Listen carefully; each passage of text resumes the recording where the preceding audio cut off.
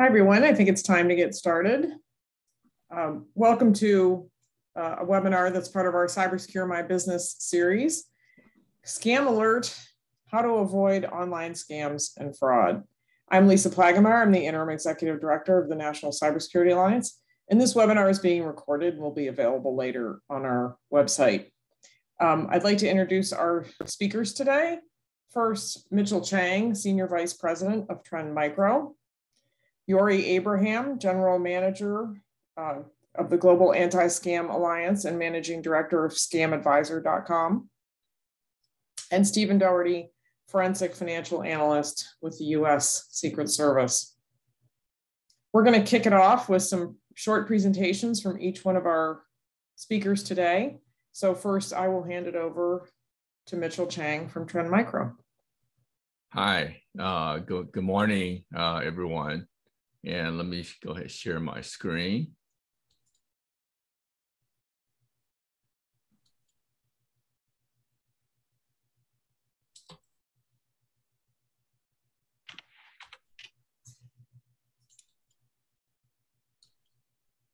So I think, from my perspective, as a cybersecurity vendor, my current role is really help a company do the education outreach and corporate social responsibility for our communities. And scam is today, and fraud is quite closely related to cybersecurity because the perpetrators are using computing resources and data is a means of creating a scam or fraud. And so I kind of want to just highlight some of the key points on the technology side. Also, it's a cybersecurity vendor's perspective on overall scam and fraud.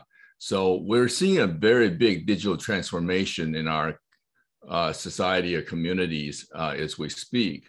And I think especially with among the what we call Internet of Things devices, IoT devices, that's making our life much easier, right? You probably hear a lot about like smart factories, smart cities, smart hospitals. Everything's getting smarter because they've been placing a lot of data, endpoint devices everywhere. And this is where cyber physical is really coming together. World Economic Forum referred to this notion as Industry 4.0, is the fourth industrial revolution. And so we're progressing along very well. And from my perspective, working in the technology world all my life, a lot of things start coming together because of big data and cloud. Artificial intelligence, machine learning are becoming more important.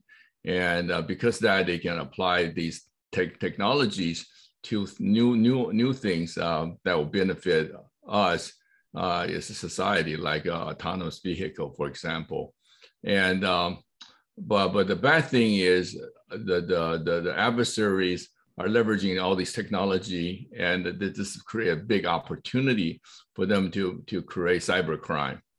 And in addition to the technology side that help the perpetrators are the environmental factor, like COVID-19 pandemic, right? There's a lot of opportunity for them to use misinformation and try to lure victims, donating money or creating a fake business side, and also social engineering. And there's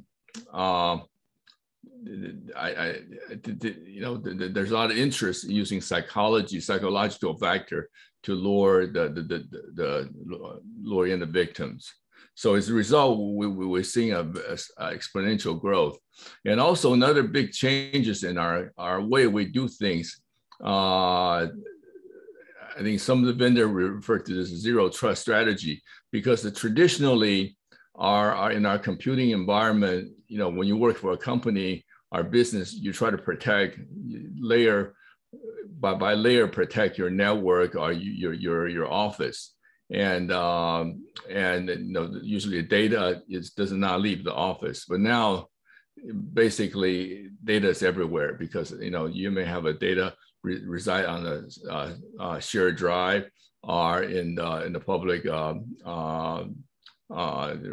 area, and also you may be using something we call SaaS applications, software service application, web-based applications, and so as a result, all these factors combined, we see the perpetrator using a mixture of various social engineering tactics, and they were launching, but using means like phishing is actually the least expensive way to lure the users, get them tricked into click on something to open up a vulnerability, and also they using traditional computer technical attacks.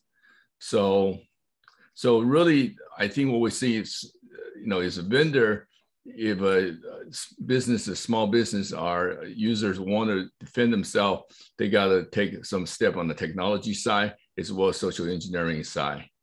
And because the combination things are getting much more complex. With that, I'd like to hand this off to, I believe Jorij is next, and talk about just overall cyber crime and scam. Yep, thanks, Mitchell. Jorij, off to you. Thank you very much. Could you give me permission to share my screen? Yeah, or Mitch? Yeah, sorry. No problem. Yeah, here we go. So my presentation should be visible. Okay. Thank you very much for having me. My name is Jorij Abraham. I am the general manager of both Scam Advisor as well as the Global Anti-Scam Alliance. Our goal is very simple, help consumers not get scammed. And we do that with the Global Anti-Scam Alliance, which is a nonprofit where we share knowledge about scams and online fraud. And Scam Advisor is an online algorithm which helps about, at the moment, 130,000 consumers every day to check if a website is legit or a scam. And as Mitchell was already saying, we see a very strong connection between the big corporate crime with DDoS attacks and hacking and online fraud and scams. It's often the same organization who's using multiple ways to get data and money from both consumers as well as companies. The tricks are often the same. So they're all, unfortunately, related. I often ask if I'm in a physical meeting to the audience, what is the relationship between Wix, research papers, and herpes? And the answer is that it's their favorite products used by scammers, because people will never, ever go to the police and say, I bought a service that somebody's writing my thesis and he never delivered and I want my money back. And that's the general problem with scams, is people are ashamed, they feel stupid, and they don't report. And as a result, the scammer remains hidden. And scammers are increasingly professional. I think most of you have either heard or seen the series Squid Game on Netflix, very popular. But after a few days of this series coming online, we already had the first scam where a company stated we're going to launch a game, the Squid Game, and you can buy virtual tokens. And they were able to collect $3.4 million in 5 days before it ended. But they were able to steal a lot of money in a very short time. And the general conception is that people who get scammed are stupid. And that's really, really not the case. Low educated people get scammed, but also high educated.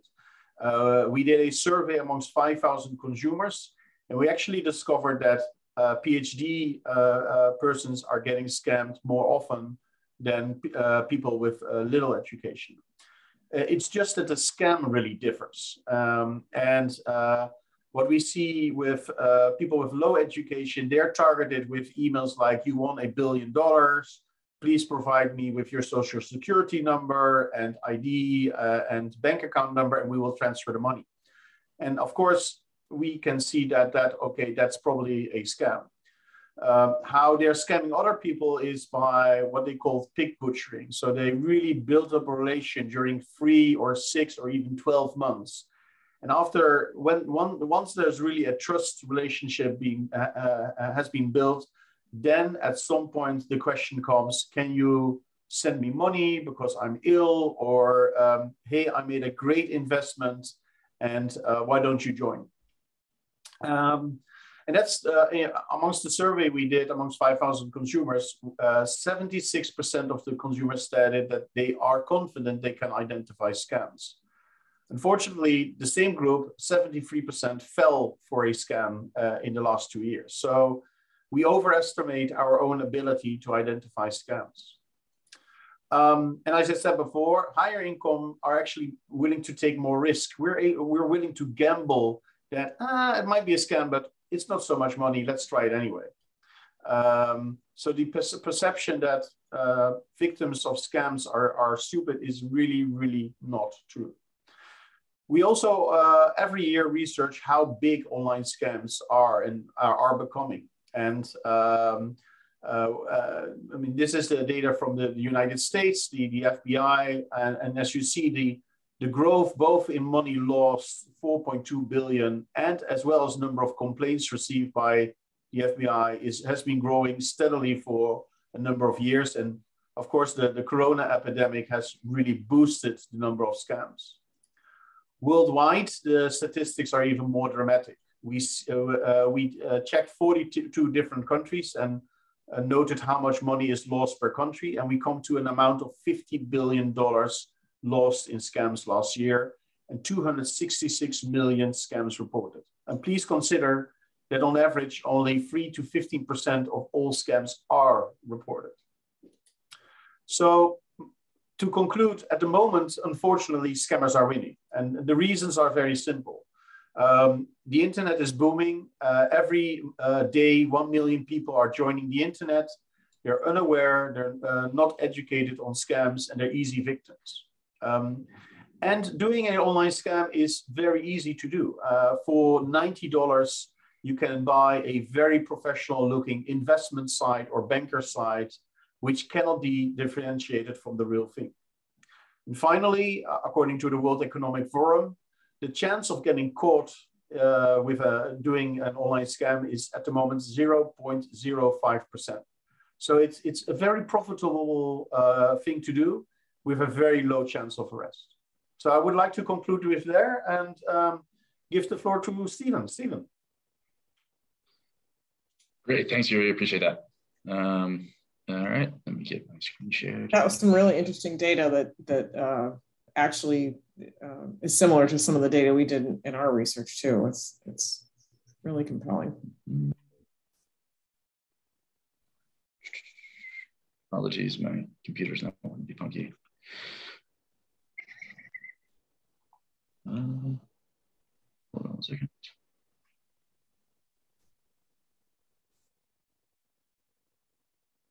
Here, hold on a second. I just need to stop share. One second. That's okay. Take your time. Jorij, I had a question for you. Is there a full research report that you could share with us to maybe put the link in the chat on some of the research that you indicated in the presentation? Yes, I will do that a little bit later. I also saw a question about the 0.05% of getting caught. That's from the World Economic Forum Cybercrime Report of 2019, I believe. There was also a question about Forex. Let me see, what's a Forex scam? Forex is foreign exchange, and you can buy foreign currency. I would definitely not recommend to invest in the ruble at the moment. But it's very easy to set up a Forex website which looks professional, where you think you're trading in foreign currencies, but you're actually just sending the money to the scammer. But I think Stephen is ready. Stephen? Yes, sir. Yeah, thank you, everybody. As before, my name is Stephen Dougherty. I am a financial investigator and forensic analyst for the U.S. Secret Service, and I sit in our Global Investigative Operations Center out of our headquarters. So we really have a unique perspective to see these fraud schemes sort of happening in real time as they're reported and seeing the effect they have across the board. So thanks for listening to me today. Let's get into it. So what is a romance scam or elder abuse scam or what have you? It's the act of physical or digital manipulation using fake or synthetic online personas to induce trust in unwitting victims to cause harm. Here they focused on trust is power. The goal is financial gain and manipulation. And then also these are cogs in many cyber-enabled financial fraud schemes such as business email compromise or ransomware. All right, oops. Okay, so why are these so prevalent? What's going on with these? What are we seeing here? One, there's a lot of tried and true common playbooks. The entry for criminals into this space is very easy. These are non-technical actors. You don't have to have a background in IT or cybersecurity or anything like that. So it's real easy. You just hop on dating websites and social media. You create these fake profiles that a lot of them are already created. They're just literally cutting and pasting from one scam to another scam. Once they locate you on there, they sort of start making their conversation there. Then they immediately want to try to move you to a different platform, such as text apps, WhatsApp, Signal, Telegram. They want to communicate via email. They want your phone number to text you directly. And from there, they build up these layers of trust. As Jorij said, it could take 3, 6, 12 months. From there, they're using scripts and pre-written text to woo and convince what they call their client. Then a dire situation or something is introduced where help is needed. The client from there will then send their own funds. So, what have you, $5,000, $10,000, it goes up to astronomical amounts. But something will happen. The victim will start to have all of their funds depleted, right? They're totally out of money. So now the threat actor is making our victim ask friends and relatives for money. They're trying to drain other assets such as retirement, 401ks, trying to get them to sell their homes, take out second mortgages, etc. From here, this is where it gets really, really bad, guys. And we see this every day. 80 to 90% of money mules or money launderers involved in business email compromise schemes are coming in this way now. So the scammer will flip the victim to become an unwitting money mule. They'll say to them, hey, you gave me this money, great, and it's finally coming true. The investment we made is going to pay back. You're going to receive a big wire into your account. Just give me your account number and routing number, and you'll have that wire come in very soon. And that wire does come in, and it's usually a lot of money, over $1 million. However, that is money that's not true. It's illicit funds drawn on another fraud scheme, whether it is, as I mentioned before, business email compromise. It could be if there's crypto involved from a ransomware incident, or even other romance scam or sort of similar scam victims that are now sending there. So now the victim themselves, they're in this romance scam. They provided all their money. They've now received and sent money, and now they're in violation of state, local, and federal laws. And if possible, if this is done enough, or if enough damage is caused, possible prison time can be there. They're also liable for other victim losses. So on terms of restitution. So now not only are they out of their own money, they now actually have to pay back somebody else who lost their money because they were the ones who laundered the funds. So it can get very, very scary very quickly for these individuals. So that's why education with this is huge. There are also several different, really big horror stories where not only were they laundering money, they then became drug smugglers or victims of human trafficking, ended up kidnapped in a foreign country. It can get really, really bad and scary with some of these stories. All right, so why should businesses care about these types of scams? There's obvious reasons, but just to point them out there, scammers are oftentimes able to get a hold of large amounts of personal information. They can exploit roles in their employment. So, if a romance scam victim has a prominent role in HR, that our scammers can ultimately convince them to provide all of the W-2s or PII for the company or any financial information that may be of value. So it's going to be creating these increased threat vectors and vulnerabilities where you're a company, you have the strongest IT posture possible, but you have this breached human element from a romance scam that is now sitting in there and can cause tons of amounts of damage. From there, it's leading to other crimes. Like I said before, business email compromise, ransomware, and data breaches can emanate from just a simple romance scam. We're having financial account access and direct that from companies because our romance scam victims are giving that over to our bad actors. Then you have the chance for blackmail or coercion. In the security world and for security clearances, one of the main things is protecting against that blackmail or coercion. So if that aspect exists from a romance scam, again, an unknown vulnerability that we don't know about and can be used to steal information, money, PII, what have you. And then obviously there is the chance for potential embarrassment and negative press for the business organization. All right, so just some red flags to put out there so people can be aware of how are these scams folding out, what's going on. If obviously they're requesting large transfers to foreign countries, that is a huge red flag. Missing checks or unknown financial transactions going on in your bank account. Again, big red flag for a romance scam. Repeated communication or badgering, where they're constantly bombarding you. I assume a lot of you probably have seen the Tinder swindler, and you see the way that gentleman communicated just over and over again, driving the same message home, almost badgering at people so that they give in. And then unsolicited requests for services or information. If they're asking for something totally strange, or they're asking for you to open a Coinbase account and say crypto, it can definitely be a huge red flag. Some mitigation, and we'll talk about this more later, I believe, but obviously notifying financial institutions that these exist, change communication methods, phone numbers, emails, update and enhance privacy settings on social media, and obviously contact law enforcement. You can file reports at IC3, which is the Internet Crime and Complaint Center, and FTC Sentinel.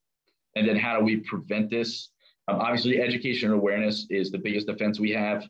Enable multi-factor authentication for financial transactions. And I'm going to stress this again, education and awareness surrounding these scams is huge. Guys, you don't realize every day I speak to a victim and I'm told so many times, I didn't even know this existed. What is going on? How is this even possible? So the more information we can get out there, the more education we can get out there, we can really train the population to be vigilant to these scams and hopefully stop them themselves and protect others. And that's what I have.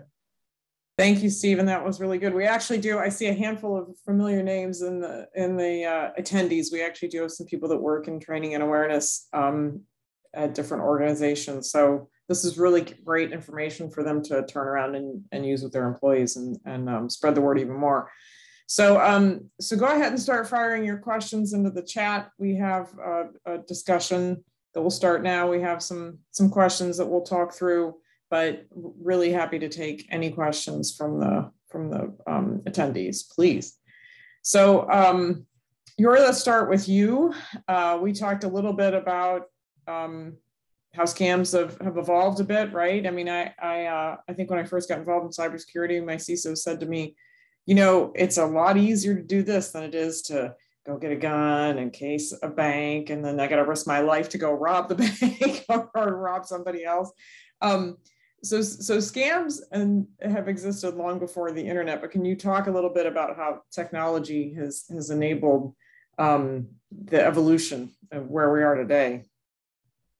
Yeah, you're right. Scams have been with us since the Egyptians and the Romans and the Middle Ages, and of course everybody knows about Bernie Madoff and $65 billion being lost in scams. But we indeed see that. I mean, scams have moved from the physical space to the online space because you're not getting caught. It's very easy. And my biggest concern is that scammers are getting better and better and better very quickly using technology. So we see three major trends. One is increased personalization. I mean, they're automatically scanning your Facebook account, your Instagram account. They know the names of your friends, your families, and they're using that information to contact you and say, hey, I'm a friend of your mother, and they use her maiden name. And immediately, okay, he knows my mother's maiden name, so he's probably related. So that's the first trend. We see that scammers are localizing more and more. One of our law enforcement contacts in Finland, for example, and I mean, there are less than 5 million people who speak Finnish, and they say, since 2 years, we're suddenly getting phishing emails and scams in perfect Finnish. That's really new. And they're using the translation tools, which are freely available. on the internet, and they're that good. And finally, they're really targeting more and more. They're targeting elderly with great ways to increase your pension for your children. They're targeting my 12-year-old son with Roblox scams, where they try to get to daddy's PayPal account. And of course, they're extremely innovative. I mean, what's happening in the Ukraine is, of course, terrible. But within a day, the first reports came in at Scam Advisor of emails of people saying they needed money, they're in Ukraine, and if you can please wire the money via cryptocurrency address. And the emails coming from a country which is definitely not related to the Ukraine. And we can come across the first charity scams where people are scammers are setting up really legitimate looking sites claiming they've been helping people in the Ukraine for 10 years. And the website is exactly 1 day old. So with new technology like deepfake, it's really becoming a challenge for any consumer and any business to recognize scams. So I agree with Stefan that we have to continuously improve awareness and education, and also what Mitchel was saying with 50% of the scams happen because we call a company and we ask for the login details and we get them. Lisa, did I answer your question a little bit? Yeah, I think so. And we've had, you mentioned kids getting scammed to try and get to mommy's or daddy's PayPal account or other payment account. And we've had a few questions come in about scams like that are affecting children. So either you or Stephen, do you want to, maybe you have some stories of scams that have either been directed directly at children or to directed the children just to get to mom and dad. What kind of things are you seeing there that are affecting children and youth? So that's interesting. So we do some targeted education to youth to, again, make them informed about being safe online and, what goes on and what's out there in the world. Generally, we see the whole, most of our threat actors are trying to make a financial gain. So that's what they want to do. They want to figure out how can they manipulate their target, get the financial gain. So if they are targeting children, they very well will probably try to move up the chain to the parents. And it's very similar scam that actually goes on with business email compromise or other incidents where they'll start with the low-hanging fruit at a company and then try to work their way up till they get to info regarding the CFO or their accounting. So very similar, still kind of playbook as they move up. So they'll start with the kids and then try to get financial action. Yeah, and kids are super fast to click on things and to trust what they find on the internet. So I think that's the hard part for parents and teachers, is to instill that sense of healthy skepticism in kids. So you mentioned BEC, Stephen. Mitchell, we have a question for you. It's loosely related to BEC. So how can small businesses prevent themselves from being scammed? What should they look out for? I think BEC is one of the things they need to be aware of. Yeah. First of all, I think we're seeing the more and more scam are sort of started by sort of organized criminal organization, not just some hackers try to launch a big phishing attack. In business email compromise, I think usually what we see is they're well organized, where they have a team of people. They do the reconnaissance and try to find out more about individual, and then use social engineering tactic to lure some trust as a fake individual. But I think overall small business really depend on size of your organization. Because if you have a very small business you don't have any employee, just like a home business type, you certainly don't have the resources like a large medium-sized business. Like let's say you have a company that's 200 to 300 people, we still consider it to be a small medium business. So there depends on the size of the company. But I think to start, regardless of your size, I think each organization need to understand what the risk factor, because what we're trying to do ultimately right now, prevent fraud and scam, is protect your data, your information. And a lot of business owners may not even realize just the client data they have in their system are the service provider, the billing softwares vendor they use, potentially could bring a lot of risk. And I think we've done a lot of workshop with the NCSA before, with following the NIST cybersecurity framework. And there's 5 steps: identify, protect, detect, respond, recover. And usually is very key for small business, just understand the risk factor first and what they need to protect. And in case they do get into a breach, what step they need to be able to respond to their clients, and also to clean it up, to recover. I think that those steps are quite important. But it's just like, for me, it's just kind of like you're driving your car.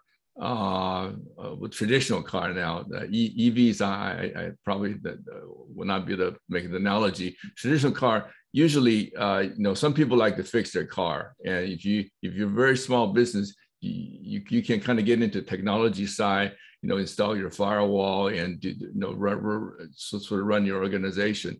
But if you're not familiar with, you're not technical, I suggest you get a good mechanic or a good IT professional to help you set up your business. That's quite important. So, Stephen, if a small business has been victimized, what should they do? I stress time is money with these. If a small business is victimized, money oftentimes moves within days, if not hours, of the attack. So first thing is to report it directly to your bank to let them know that this unauthorized financial transaction has happened. Then convince them to elevate it up to FinCEN, which they should do. FinCEN is the Financial Crimes Enforcement Network, where they should hopefully file a SAR and do the proper reporting on their end. I recommend directly contacting local law enforcement and then also federal law enforcement. You can just Google secretservice.gov, and there's a whole list of our field offices. We have 44 cyber fraud task forces spread out throughout the world who can be of assistance. And so time is money. So essentially, if we get the good information, we can definitely help reach out to the banks, locate the networks that are going on, and really help investigate and stop it, potentially make funds recovery by like seizures or having the funds surrendered. And then we just really stress, report everything, move very quickly. And we also stress to have an incident response plan in place before this happens, before something happens. So know who your stakeholders are, know who you need to notify, have your relationships already existing with local and federal law enforcement, because we're here to help and we're here to hopefully stop this. So aside from, recovering funds, which is obviously very important, why is it so important to report? I often hear people say, it's an online, whether it's the FBI or the Secret Service, it's an online process to report. And I just feel like this is going off into the ether and nothing's happening. Yeah. Can you talk to that a little bit? Yeah, it's very, very important to report. You can actually, so I already mentioned ic3.gov. FTC has a portal also for reporting what's even to your bank, local law enforcement, federal law enforcement, because what that does is, even if it was a failed attempt to attack you, they're using those same modicums of attack for other fraud schemes and other scams. So many times I've been reached out saying, hey, this guy, sent us this PDF asking us to wire money to this account. We didn't send it because we knew it looked weird, but I'll reach out and I'll see what else is going on with that provided bank account. And I'll see, hey, $500,000 just came into that account. I know it's fraud. Let me reach out to the person who sent it and see if they were actually a victim. And they were, and we're stopping money like that. I have one I call it the Christmas miracle. It was a small business. They were making a big purchase to, I can't remember the specifics of it, but it was on December 23rd. And I got a threat in saying, hey, this account and this PDF was used for a BEC attack that was unsuccessful. I'm like, great, thanks. I look at it. I'm like, oh, I have a good contact at that bank. I call the bank, and that exact playbook played out, where it was a victim who didn't know they were victimized right before Christmas, the way our scammers like to act, because they have time over the holidays to move the funds. And we got lucky and we're able to stop and get that small business all of their money back, all based on somebody else just reporting what had happened. So it's incredibly important. Yeah, time is of the essence too. So if you're a small business, don't wait to figure out who your local officials are, whether it's local law enforcement or federal law enforcement. Stephen mentioned that there's Secret Service field offices all over the country. So know who that person is, know how to report, and have that information handy, and don't wait until something bad is happening to try and figure out who is it I'm supposed to call or where is it I'm supposed to report. That's really important as well. We had somebody who had a comment here, or a question about that shame factor that's associated with being scammed. And are there any techniques or programs or methods to encourage victims to report? You see that over and over again. And I'll open this up to either Stephen or Jorij, because Jorij, you had some great data there about even millionaires being scammed. So which one of you would like, or both of you can answer? Go ahead, Jorij. Thank you, Stephen. Yes, we always stress indeed to report, and it's crucial because that's the only way scammers become visible. Because what we see scammers do is they don't have one scam in one country. They run the same scam across 80 countries. We recently discovered a scam network of 10,000 websites. Each website is the same. It just has a different logo and a different name, and that's it. So if consumers don't report, then law enforcement cannot start to see, hey, this is actually the same network. So reporting is crucial. And getting back to your question, Lisa, it's very difficult to convince victims to report because the shame factor. We see three things. One is reporting should be made very easy. We get in our study we ask why do you not report, and apart from the shame factor, it's I have to fill in a huge form. It takes hours, and the last page I get a failure, and then it's lost. So that's something where a lot of law enforcement and consumer authorities can improve. The second thing is reporting back. That's especially where Action Fraud in the UK had a big issue, that you were reporting it and you never heard anything back. So the consumer gets the feeling that indeed it goes up into the ether and nothing happens. And finally, and that's the most important, is that the victim is taken seriously. We hear a lot, especially in Africa and South America, where if you go to the police to report a scam, they said, well, you paid the money. It's not a crime. We're not even going to note this down. It's not taken seriously. It's not seen as a crime. So those are three things where we can improve. And most importantly is we have to share more data across the nations. Because scams, the same scam is done to people in the UK, Canada, Australia, Brazil. And if we don't share data, we cannot identify these scammers fast enough. Stephen? Those are some great points, Jorij. As for the shame factor, really it is having the approach to the victim. I've spoken with many colleagues who kind of focus a little more on that side, and it's removing a piece of some of the emotional psyches, particularly involved with romance scams. So you have to be very, very empathetic and know, like, so you want to tell them, hey, don't worry, like this hits everybody. I mean, like we said before, I've seen PhDs fall victim to a similar scam. I've seen doctors, very successful doctors. I've seen CFOs, CEOs, you name it, fall victim to these scams. So you really have to tell people, like, hey, look, these are pervasive groups that are a persistent threat, and let's try the best way to make this whole for you. So we try to walk through different steps. There's definitely different private side, almost counseling aspects out there that can be located. But again, it's definitely letting them know that, hey, look, this is a calculated attack. It's very successful across the world. Let's figure out the best way to fix the situation. So on a related note, we had a question come in about reporting to law enforcement, trying to catch bad actors from outside the USA. Do you want to comment on that, Stephen? I think there's a lot of cooperation that happens with Interpol and other organizations like that, right? I mean, if you suspect the bad actors from outside the US, you should still be reporting to federal law enforcement. Right? Yes, we have a reach across the globe through numerous different vehicles, whether that is Interpol, something there's known as the MLAT mutual legal assistance treaties that we have with different countries. So it doesn't matter where they are. We will locate these threat actors, let them know what they're doing is wrong and that there are consequences for their actions around the world. We don't care.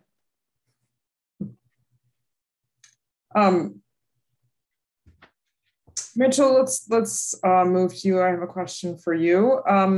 What should business owners do to teach their employees about scams? We've talked a lot about raising awareness and teaching people. What can small businesses do?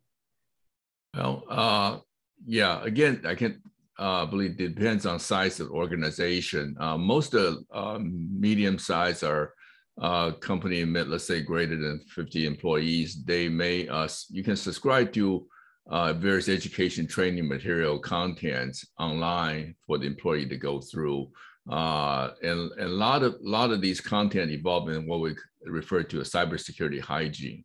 So, so that not only that we build some awareness, and we inform the employees what is the phishing and how could it hurt organization, and also cybersecurity hygiene. That there's some of the things I think Stephen mentioned already. Also, multi-factor, we call multi-factor or two-factor authentication, because now we're using a lot of different applications and different resources in the cloud and storage in different areas. Having a multi-factor in addition to a password, a strong password is very quite critical now, because just in case your password get compromised, which the chances, from times it could be very high, that you're still protected. And also that I do want to mention, employee need to have awareness. It's not just be careful on your own network, but every time you're dealing with social media, not only the mainstream social media like Facebook or LinkedIn, but also there's a lot of different social media tools out there. Those could be a triggering point. People try to contact you, and the less public information you post on yourself, we better off, because that give a perpetrator less chance to sort of make the connection, because they can pretend to be your friend or your business associate, and I think we see some instance, the trending are going to something they call deep fake, where somebody can pretend talking to you on the chat or on the phone with a voice of someone you knew, and so they potentially can create those scenario and starting and kind of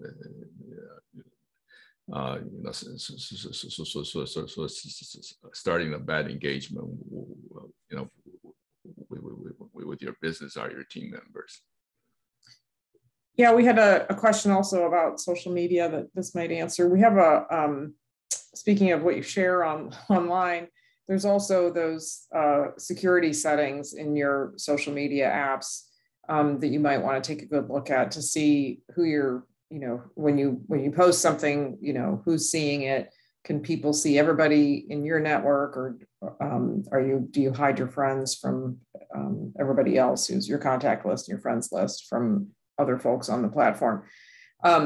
Leah, would you post, please, the link to the page on our website that lists all the popular apps, and we have direct links to all the security and privacy settings, because it can seem like an overwhelming task to say, well, go tweak your privacy and security settings on your apps, and it feels like it's going to take you forever, and sometimes it's even really hard to find. Some of those things move on a regular basis. So we've got a page that has links to help make that a little bit easier for you. Jorij, can you talk a little bit more about other resources that are available to help individuals and business owners stay safe online, aside from StaySafeOnline.org? I just wanted to say that. But you do have a good source with a lot of you have a great source too. I strongly recommend. There's a tremendous amount of information available on the internet on how you can both secure yourself, your family, and your company. And I would really stress to at least once per quarter do a check. Am I still secure? What are the new threats coming in? And they're all. I think I have two tips, and one is what actually Mitchel was also already saying.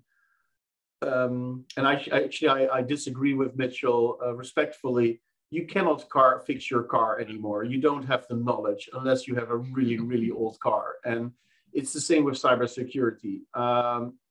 Nobody has all the knowledge now to make your company safe. You need, unfortunately, you do need an expert, even if you're a small company. And it's really worth the money because every company gets hacked. Every company has a business email compromise. So it's just a question of time, and you can postpone that moment by making sure with an expert to keep you safe. So that would be my first recommendation. Do hire somebody who knows and who can help you. And my second recommendation is do use the tools available. And that's on a personal level. Trend Micro is offering a very easy plugin on your browser. You install it, and they check all the websites you're visiting if they're known for phishing, malware, or scams. And I mean, it's easy and it's free.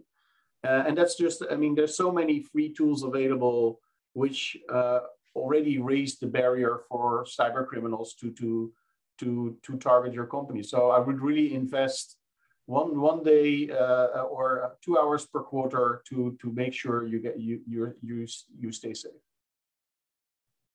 Yeah, can we put scamadvisor.com in the chat as well, please? That's Jorij's site. So we had a few people ask about how many of these cyber criminals are located outside the US, if there's statistics there, or where is this all coming from? And Stephen, I'd like you to expand on that. I know, there's kind of the big four that we think about: China, Russia, North Korea, and Iran, but you've got better data on that than I do. Would you share with us? Yeah, I can't give a concrete number on how many, are inside versus outside the US. All I can say is I think the majority of these threat actors are actually located outside of the US. And the geographical footprint of our threat actors has been expanding. For some of these types of scams, we really saw them based in West Africa for a very long time.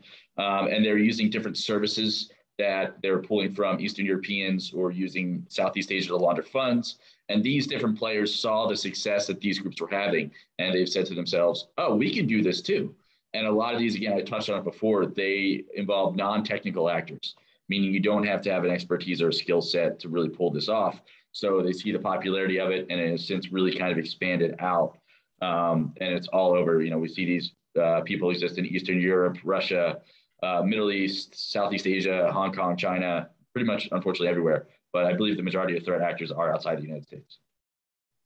So we had a comment earlier about how to avoid having employees give out their company email address and just going to conferences and things like that. And any of you can chime in on this, but I'm gonna start on this one. And so I'll read it. How to avoid users give out company emails. There's so many conferences and events that require a company email address. However, users usually choose the same password as their company email password for their, I guess the implication here is for their personal email. It gives companies a headache that those credentials are often compromised and stored in the dark web. So my reaction to that would be that thinking that you have security through obscurity, meaning like by not giving out email addresses that somehow you're going to be more secure, is a little bit of a misnomer, because the horse is out of the barn, right? Our email address is, whether it's our company email address or our personal email address, chances are it's already out there. It's in marketing databases as well as in places it shouldn't be. So I think what's really important here that this person has commented on is this habit of using the same password for multiple accounts, whether it's your work email and your personal email or bank accounts or whatever it is. And that's really the crux of the problem. And the answer there, I think, is twofold. It's educating your employees not to do that. And the reason why is because, bad actors use automation to try and break into other accounts with those credentials that are already out there for sale on the dark web, as the attendee commented. But once you say to your employees, please use a unique password for your company email address and everything else all your other accounts, then your employee is going to say to you, well, how the heck do I remember all those? So the answer there is a password manager. And some companies have been slow to authorize those for company use. Maybe they have a belief that they have everything handled by single sign-on, which is rarely the case. So I would say, look at getting a password manager for your employees to use and then require them to use it. Most of the leading password managers that have business versions, they're not incredibly expensive. And they will also alert, you'll have an administrative console where you'll be able to see if people are reusing the same password for multiple accounts without seeing their passwords. But it does give you information on whether or not employees have installed it, whether or not they're using it, if they're using it, how much are they using it, things like that. So, I would say that that's probably a better solution than hoping your employees will stop using their company email address when they go to events and things, because they don't want to get that marketing spam to their personal email address any more than they want to get it to their company email address. Jorij, do you have anything to add to that? No, you said exactly what I wanted to say. Use enforced password management hygiene. And I need about 1 minute to get any corporate email address. I mean, there are many tools available, legal on the market to get your email address. Sorry, Mitchell, you were wanting to comment. Yeah, well, I just want to mention also from cybersecurity vendor standpoint, if you use a sort of business protection software today on cybersecurity side, each vendor putting multiple engine and different filtering capability, and all email are get scammed by our scanner, and we work with technology. We're partner with Scan Advisor to determine if an email potential containing malicious activity. And in addition to that, we look at the email's reputation. And so if you use a business grade cybersecurity tool, email filtering should be in place where we don't make all the phishing clicking decision to the users anymore. We actually try to filter the potential anything that's potentially malicious or malicious, so to get that filter out of the way. So my advice to the small business out there is, sometimes you can get these freemium email cybersecurity tool product installed on your endpoint, but that may not be sufficient. Make sure they do have an email filtering and web reputation and all these, because any given company like Trend Micro, our product, we have maybe 30 plus engine from artificial intelligence to behavioral monitoring to all these technology pieces. And certainly the bad guys are smarter too. They usually run regression tests against our protection software and make sure that they can get through it before they launch an attack. Mitchell, I think this is a good question for you. You were talking about finding an expert if you don't have the capabilities in-house, which most small businesses don't. And we've had a few questions here on what's the best way to do that. How do you find an expert to help you?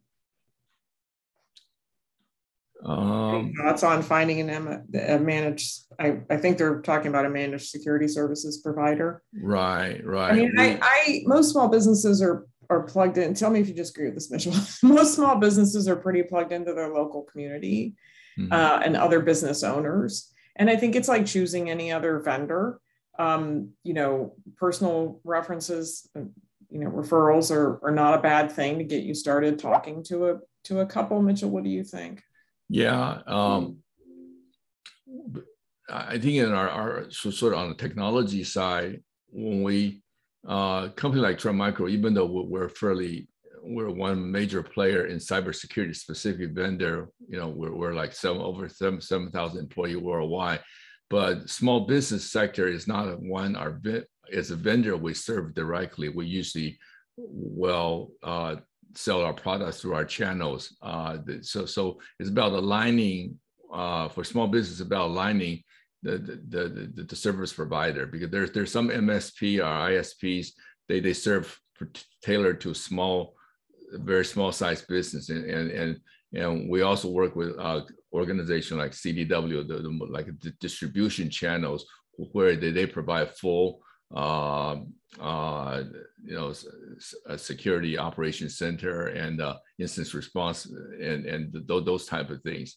So there's different grade, and it's about aligning. And I think what you mentioned is right on. Is you have to sort of check the rating or reputation of the small vendor. But I think the key thing initially is you get yourself aligned and understand where you need help.